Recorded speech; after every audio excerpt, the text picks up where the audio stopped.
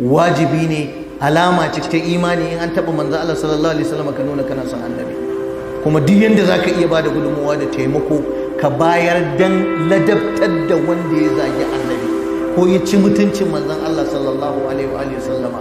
Kuma wannan yakin wallahi muna shaidawa duniya ba wanda ya isa ya faɗa da annabi wallahi in kai labari.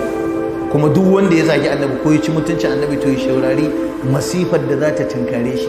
Ba a taba zagin annabi aka kai labari ba, ba a taba cin mutuncin manzon Allah aka kai labari ba.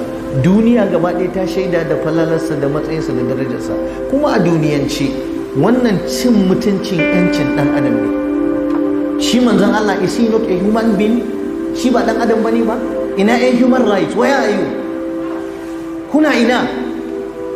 In an taba mutum ɗaya a duniya ai kuna kawo ku ce kaza ku ce kaza. Me yasa ba ku yi magana ba? Me yasa ba ku ba da kariya gare shi ba? Kuma wannan cin mutuncin ka'ida ne ta duniya, ta freedom of religion. Mutum yana da yancin yin addini. Ba akwai masu bautar itace ba, ba akwai masu bautar dutse ba, ba akwai masu bautar wuta ba, ba akwai masu bautar devil ba, shedan ba. Suna da yanci.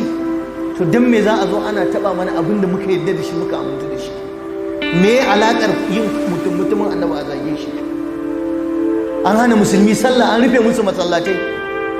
Dukkan kungiyoyi na addini a ƙasar Faransa ana ta rufewa. Har wani ministan su ya fito kwanan ne yake magana cewa suna murnar ma ba su taɓa ma rufe masallatai da rufe wuraren addinin musulunci ba irin wannan shekara ba.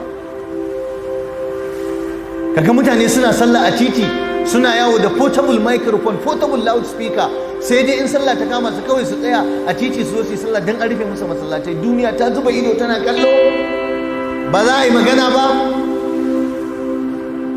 Allah wadare da wannan abu. Muna fatan Allah ya ba addinin musulunci kariya, Allah ya ba mu kariya da kariyarsa, Allah ya sa mu gama da duniya lafiya, Allah ya kara mana son manzon Allah sallallahu alaihi wa sallama, kuma Allah ya tashe mu cikin tutarsa, kuma ya sanya mu cikin wanda zai ceta yawmul qiyamati.